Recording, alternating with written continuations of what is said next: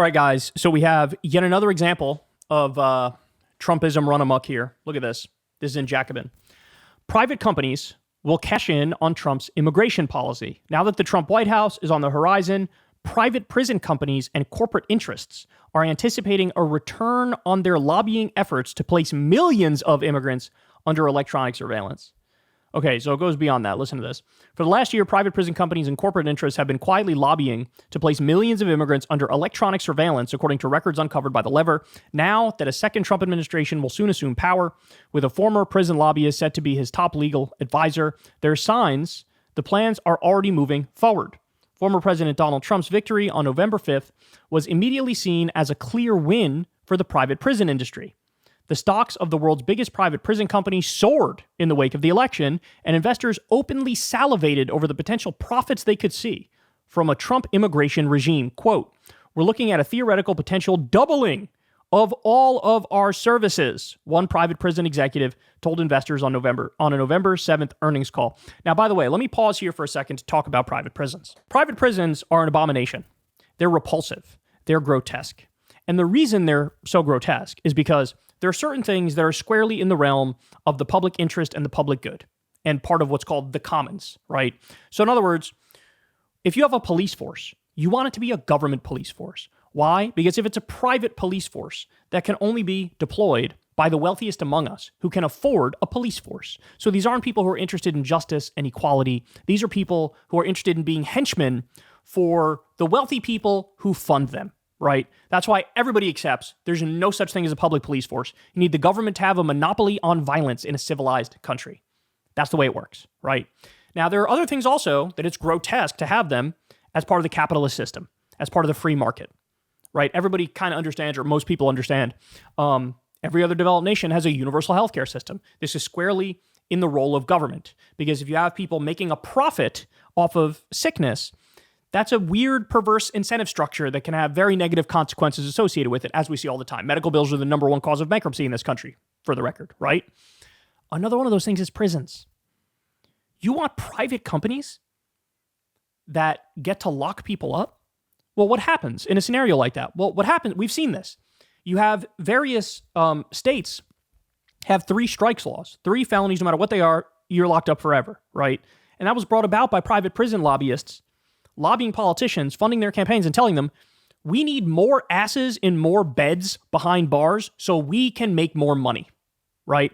And if it's in the private market, they care first and foremost about profit. So we've had these companies, for example, these scandals where these private prison companies, they have like rotten, moldy food with worms in them, and they serve them because they don't want to spend the extra money to bring in new food because that'll cut into their profits.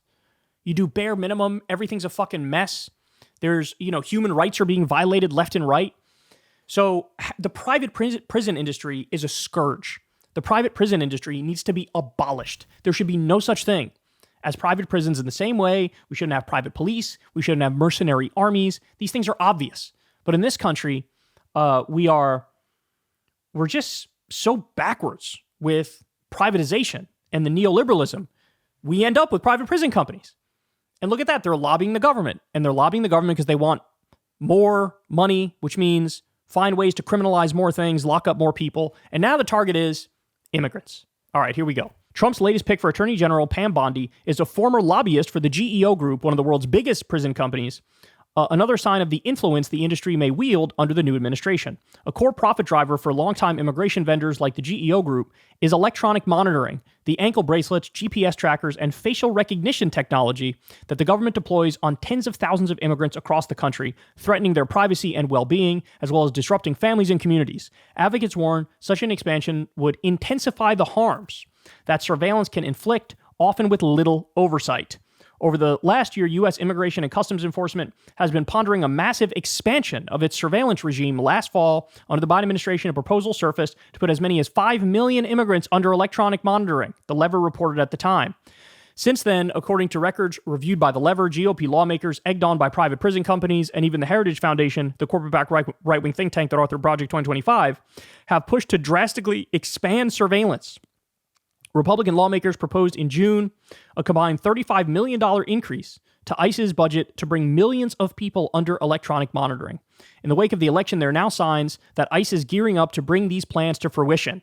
As Wired recently reported on November 6th, the day after Trump's victory, ICE issued a notice to private surveillance companies signaling that it was seeking new vendors for its flagship surveillance program, the Intensive Supervision Appearance Program. Jesus. For private prison executives, the notice was telling. Damon Hinninger, the CEO of Core Civic, another private prison company that does business with ICE, told shareholders on the company's earnings call earlier this month that the timing with the election was probably not a coincidence. The plan to expand ICE's surveillance regime predates Trump's win and can be traced in part to the powerful prison lobby in Washington. Wow. So, guys, what we're looking at here is massive new facilities, probably run by these private prison companies.